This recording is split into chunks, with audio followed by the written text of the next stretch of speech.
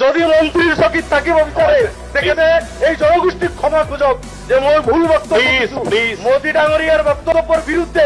এক কৰি জনগণক তেখেতে মাৰিব নেকি যিসকলৰ লগত নাই এই অঞ্চলত তেখেতে ডক্টৰ উদ্যোগ কৰিব নেকি তেখেতে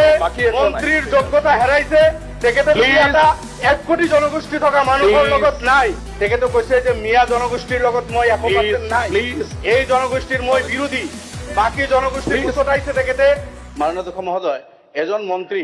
সংবিধানৰ শপত খাইছে তেখেতে যে অসমৰ প্ৰত্যেকজন সেইটো তেখেতৰ যিমান স্পেচত কৈছে জনসংখ্যা আছে সকলোৰ প্ৰতি তেখেতে জাষ্টিস কৰিব কৈছে সমদৃষ্টিত চাব সদনত আৰু সেইজন প্ৰিভিলেজৰ মোচনটো মাননীয় অধ্যক্ষ মহোদয় মই নামে কৈছো মাননীয় অশোক সিংগাল ডাঙৰীয়া তেখেতে কৈছে যে মিয়া জনগোষ্ঠীৰ লগত মই 100% নাই এই জনগোষ্ঠীৰ মই বিৰোধী বাকি জনগোষ্ঠী উচতাইছে তেখেতে যে তোমালোকেও তেখেতসকলৰ লগত গলে মই তোমালোকৰ লগত লাগিব এজন মন্ত্ৰী হৈ এনেকুৱা ইৰেসপন্সিবল বক্তব্য তেখেতৰ মাননীয় অধ্যক্ষ মহোদয় কোনোমতে গ্ৰহণযোগ্য নহয় তেনেকুৱা কোনো প্ৰমাণ মন্ত্ৰীৰ পদত থকা যোগ্যতা হেৰুৱাইছে মাননীয় অধ্যক্ষ মহোদয় তেখেতে মন্ত্ৰীৰ যোগ্যতা হেৰাইছে তেখেতে এটা 1 কোটি জনগোষ্ঠী থকা মানুহৰ লগত নাই 1 কোটি জনগোষ্ঠী থকা মানুহক তেখেতে বেয়া পায় সেই সকলৰ লগত থাকিলে বেলেগ জনগোষ্ঠীক তেখেতে থ্ৰেট কৰি আছে তেতিয়াহলে তেখেতে কাম কেনেকৈ কৰিব তেখেতে বহুত কেইটা গুৰুত্বপূৰ্ণ ডিপাৰ্টমেণ্ট তেখেতে চলাই আছে যি ডিপাৰ্টমেণ্টৰ আণ্ডাৰত এই জনগোষ্ঠীৰ মানুহে সেই বসবাস কৰে গোটেই অসমত বৰখাস্ত কৰিব লাগে তেখেতে মন্ত্ৰীত্বৰ পৰা তেখেতক বৰখাস্ত কৰিব লাগে তেখেতে তেখেতৰ মন্ত্ৰীত্বৰ যি মাননীয় অধ্যক্ষ মহোদয় হেৰুৱাইছে তেখেতে তেখেতৰ সেই এবিলিটি নাই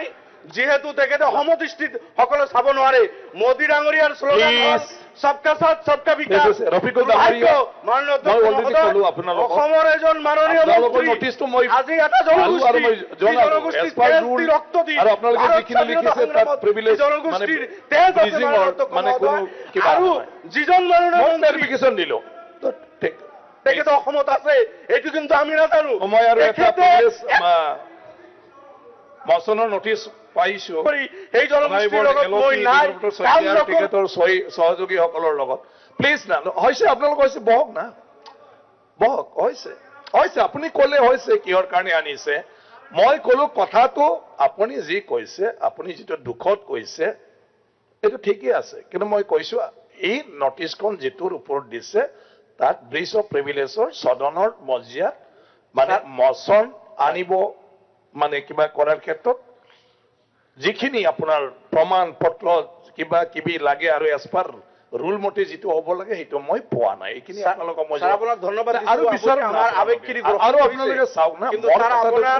আপোনাৰ চেয়াৰৰ পৰা এটা আমি বিচাৰো যে এজন মন্ত্ৰী হৈ এনেকুৱা বাহিৰত দিব পাৰে মই একো কৰিব নোৱাৰো সদনৰ মজিয়াত হ'লে মন্ত্ৰী হৈ এজন এনেকুৱা বক্তব্য তেখেতে কি কাম সবে ভাষণ এনেকৈ দি থাকে কি কাম কৰিব এক কৰি জনগণক তেখেতে মাৰিব নেকি যিসকলৰ লগত নাই সেই অঞ্চলত তেখেতে ডক্টৰ উদ্যোগ কৰিব নেকি